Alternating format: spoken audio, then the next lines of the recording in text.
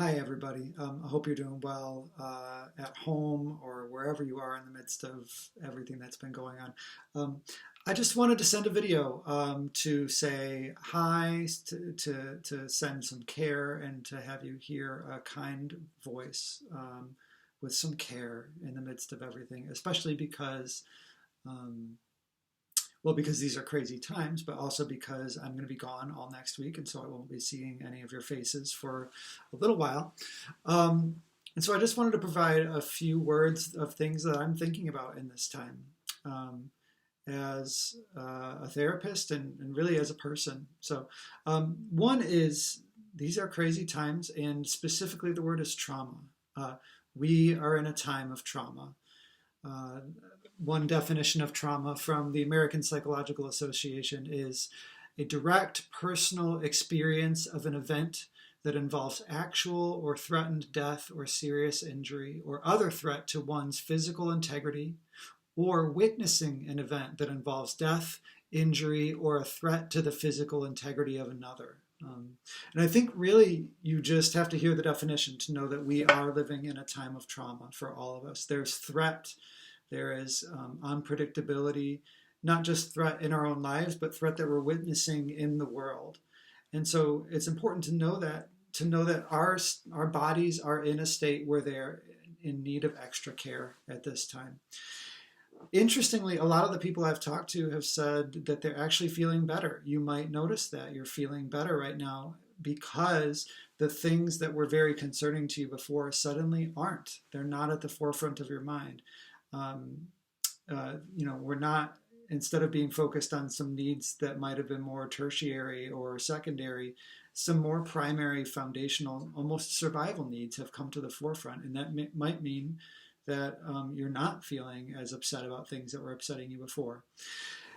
Even in the midst of that, it's important to know that we are still in a time of stress. And that means you still have needs. And so I just want to invite you all to continue to fill the funnel with kindness and goodness for you.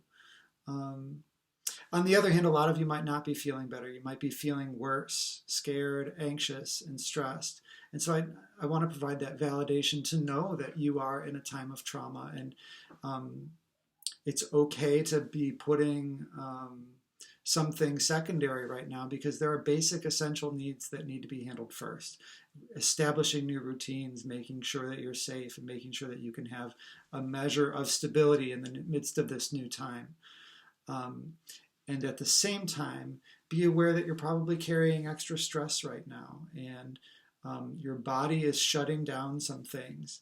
There's permission not to engage in some of those secondary concerns, but also when you're able, treat yourself with kindness. Find rest, beauty, creativity. Feed your body, your brain, and your spirit with nourishing things. Take a moment to see something beautiful outside, to listen to a beautiful song, to rest in the eyes of someone you love who comforts you. Practice a discipline of hope during this time. I want to read a little bit of a poem, a couple of poems by David Whyte, who is my favorite poet. This is a bit of a poem called Remember. He says, "Remember the way mere mortals are overwhelmed by circumstance, how great reputations dissolve with infirmity, and how you in particular stand a hair's breadth from losing everyone you hold dear. Again, how you in particular stand a hair's breadth from losing everyone you hold dear.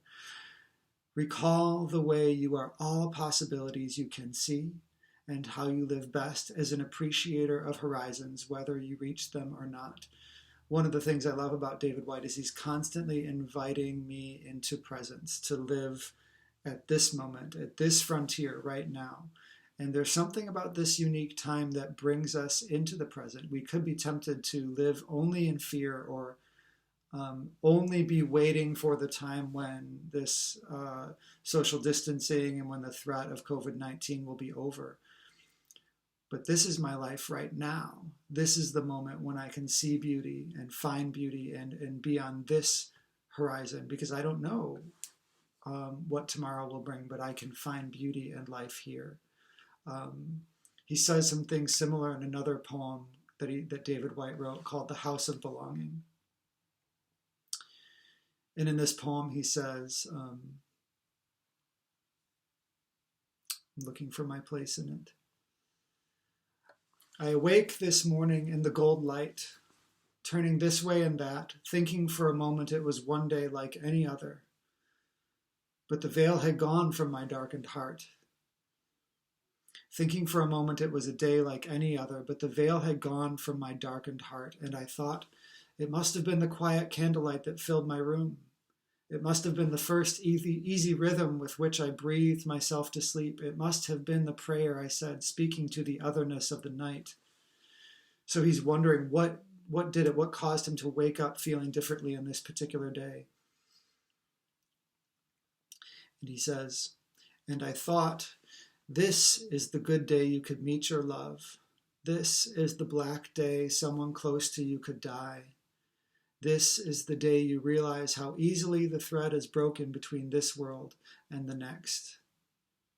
So he's realizing the danger of the threshold that he's on. But then he follows it up and says, and I found myself sitting up in the quiet pathway of light, the tawny, close-grained cedar burning round me like fire, and all the angels of this housely heaven ascending through the first roof of light the sun has made.